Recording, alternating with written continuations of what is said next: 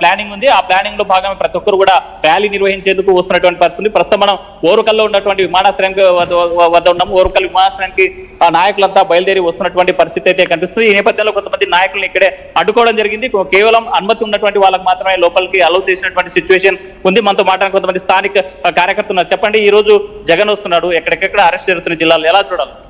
ఈ కూటమి ప్రభుత్వం అన్యాయంగా మా ఎమ్మెల్యే గారిని అరెస్ట్ చేస్తే మా ఎమ్మెల్యే గారిని పరామర్శించడానికి మా పార్టీ అధినేత జగన్మోహన్ రెడ్డి వస్తుంటే ఆ జన సునామీని అడ్డుకోవడానికి అడుగడుగున పోలీసులు అడ్డంకులు పెట్టి ఈ చేతగాని ప్రభుత్వం జగన్ పర్యటన ఎలాగైనా అడ్డుకోవాలని చూస్తున్నారు. ఇది చేతగాని ప్రభుత్వానికి నిదర్శనం అని తెలియజేస్తున్నాం. ఎలాగైనా వాళ్ళు ఎన్ని అడ్డంకులు పెట్టినా, ఎన్ని అడుగుదొడుకులు పెట్టినా కూడా తప్పించుకొని మేము జగన్ పర్యటన విజయవంతం చేయడానికి తరలి వచ్చాం. అంటే కేవలం 8 వాహనాలు మాత్రమే ఉండాలి అని చెప్పి కేవలం ముగ్గురికే, ఒకవైపు జగన్ తో పాటు మరో ఇద్దరికి మాత్రమే అనుమతి ఇచ్చిన పరిస్థితి ఉన్నప్పుడు ఎందుకు బలవంతంగా రావాల్సిన పరిస్థితి వచ్చిందంటే, అంటే ఇంతమంది రావాలని, ఖచ్చితంగా ఇంతమంది పరామర్శించాలని ఇంతమంది అనే ఏ రూల్ అయితే లేదు కదా. ఇప్పుడు మా అభిమాన నాయకుడు వచ్చినాడు, కనీసం దగ్గర నుంచి అయినా చూద్దామని మేము వచ్చినాం. అంటే వచ్చినటువంటి వాళ్ళంతా కూడా మనం ఎక్కడ పోవడం లేదు. ఈ ర్యాలీలు చేసినటువంటి క్రమంలో కొన్ని అవాంఛనీయ సంఘటనలు కూడా ఉన్నాయి, అందుకే ఆంక్షలు పెట్టడానికి పోలీసులు అంటున్నారు. వాళ్ళు ఇప్పుడు లాస్ట్ టైం మనం చూసాం సీతారాంపురంలో హోటల్ దంచు, ఆ హోటల్లో అన్నారు మా జగన్ అంటే మాకు కూడా మనమే, మామూలు ఇలా తోపులాటలు జరిగినప్పుడు ఇలాంటివి సహజమే, మాకు ఏ ఇబ్బంది లేదని వాళ్ళే చెప్పారు. ఎవరో ఇప్పుడు ఎన్ని కుట్రలు చేసినా అవి కుట్రలు తప్ప నిజంగా చెప్తున్నాం. ఎట్లా చూడాలి ఈరోజు జరిగినటువంటి అరెస్టులని చెప్పండి. ఇప్పుడు అసలు ముందు జగన్మోహన్ రెడ్డి గారు కర్నూలు జిల్లాకు విరూపాక్ష ఎమ్మెల్యే గారిని సున్నికి వస్తున్నారు. మేం బనగానపల్లి నియోజకవర్గం నుంచి దాదాపుగా ఉదయం 8 గంటలకు బయలుదేరితే ప్రతి దగ్గర బనగానపల్లి, బేతంచెల్ల, సీతారామపురం, వెనకం ఎక్కడెక్కడ నందివర్గం దగ్గర, పలుగురు అడ్డరోడ్ దగ్గర ఇన్ని అడ్డంకులు సృష్టిస్తే ప్రజాభిమానాన్ని వాళ్ళు అడ్డకట్ట వేయగలిగితే అంత జనాన్ని ఆపగలుగుతున్నారు. అంటే ఎందుకు, ఏ విధంగా ప్రభుత్వం ఎందుకు ఈ విధంగా చేస్తుందో, ఇంతకుముందు చాలా మంది పాదయాత్రలు చేసినారు, పరామర్శలు చేసినారు, కానీ ఎప్పుడు నిబంధనలు లేవు. ఇప్పుడు కొత్తగా ఈ కూటమి ప్రభుత్వం ఎందుకు ఈ విధంగా చేస్తుందో, ఇంత చేసినంత మాత్రాన ప్రజామాన్యం వాళ్ళు తగ్గలేరు. ఇంకా రాంగ జనాలు అభిమానం పెరిగేదే కానీ తగ్గదు. అందుకని వాళ్ళు ఎన్ని నిబంధనలు చేసినా కానీ జగన్మోహన్ రెడ్డి విజయాన్ని ఆపలేరు.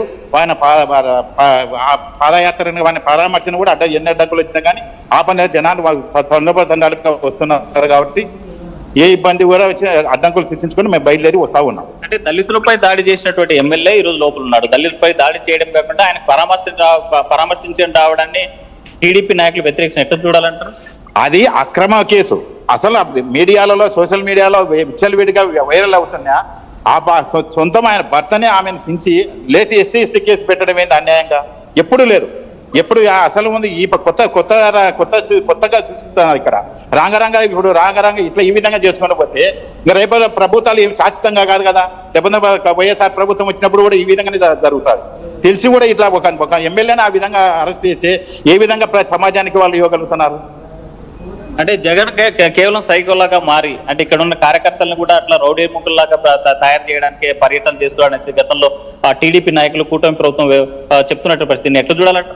సైకో అంటున్నారు. సైకో పార్టీ అనేది సైకో జగన్మోహన్ రెడ్డి సైకోగా ప్రజాభిమానం ఆయన దగ్గర ఉంది. ప్రజలు పండోపదాలు వాళ్ళకే వాళ్ళు వస్తుంటే సైకో జగన్ ఎట్లా అంటున్నారు వీళ్ళు? ఏ విధంగా? ఇప్పుడు అసలు మేము అభిమానంతో వస్తున్నాం, మాకేమో వెహికల్ ఎవరు పెట్టలేదు, ఎవరు డీజిల్ వేయలేదు, ఎవరు లేదు.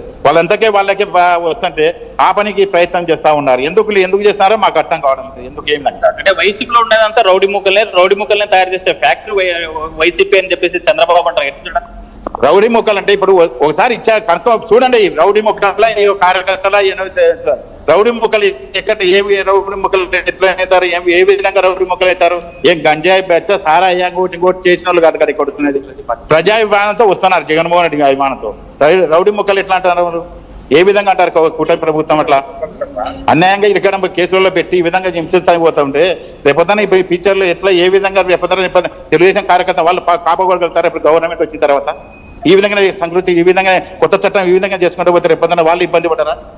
ఇలాంటివి చేయకూడదు ఎప్పటికే. కానీ ఎవరికైతే ఎవరికొద్దు వాళ్ళు పాదయాత్ర చేసుకుంటూ పోవచ్చు, పరామర్శ చేసుకుంటూ పోవాలి. కానీ ఇట్లా ఈ అడ్డంకులు సృష్టించడం ఏంది? అడుగున బనగానపల్లి వచ్చి 5 చోట్ల చెక్కింగ్లు ఆపడం, రావడం, వెనక్కి పంపించడం, ఏమిటి ఇట్లా? అడుగున అడ్డంకులు సృష్టిస్తున్నారని పోలీసులు ఎట్లా చూడాలంటారు? చెప్పండి, ఎట్లా చూడాలి? మొత్తంగా చూసుకుంటే మనకి ఇక వైసీపీ నాయకుల్ని ఎక్కడికెక్కడ అడ్డం పోలీసులు అడ్డగిస్తా ఉన్నారు. 30 యాక్ట్ అమలు చేస్తున్నటువంటి పరిస్థితి ఉంది. ఇప్పటికే పోలీసులు స్పష్టమైనటువంటి హెచ్చరికలు చేసినప్పటికీ వైసీపీ కార్యకర్తలు పెద్ద ఎత్తున తరలి వస్తున్నారు. జిల్లా వ్యాప్తంగా కూడా 14 నియోజకవర్గాలు, ఉమ్మడి జిల్లాలో ఉన్నటువంటి 14 నియోజకవర్గాల్లో కార్యకర్తలు తరలి రావడానికి పోలీసులు చెకప్ చేస్తున్నారు. ఎవరికైతే అనుమతులు ఉన్నాయో లిమిటెడ్ గా అంటే అనుమతి ఉన్నటువంటి వాళ్ళకు మాత్రమే పంపిస్తున్నటువంటి పరిస్థితి ఉంది. అయితే భారీ ర్యాలీ నిర్వహించేందుకు ఎక్కడ కూడా అనుమతి లేదు. బహిరంగ సభలు నిర్వహించొద్దు, అదేవిధంగా బహిరంగ ప్రదేశాలు కూడా ఎక్కువ మంది గుమి కూడొద్దని చెప్పేసి జిల్లా వ్యాప్తంగా అటు ఉమ్మడి జిల్లాలో అంటే నంద్యాలలోను కర్నూలు జిల్లాలోను అమలు చేస్తున్నటువంటి పరిస్థితి ఉంది. తాజాగా మరి కాసేపట్లో జగన్మోహన్ రెడ్డి వస్తున్నటువంటి నేపథ్యంలో ఎలాగైనా సరే జగన్ ని చూడాలి, జగన్ ని కలవాలి, జగన్ ని స్వాగతం పలకాలనేటువంటి కంకణం కట్టుకున్నటువంటి వైసీపీ కార్యకర్తలంతా కూడా క్యూ కడుతున్నటువంటి పరిస్థితి కనిపిస్తుంది. ఎక్కడికక్కడ అరెస్టులు జరుగుతున్నటువంటి పరిస్థితి తాజాగా కనిపిస్తుంది. సచిన్. రైట్ హుసేన్, అంటే ఇప్పుడున్న సినారియో కనుక చూసుకుంటే కనుక ఇప్పుడున్న పరిస్థితుల్లో జగన్ వచ్చిన తర్వాత ఆయనకు స్వాగతం పలికేందుకు ఇంకా ఎక్కువ సంఖ్యలో చేరుకునే అవకాశం ఉంటుంది.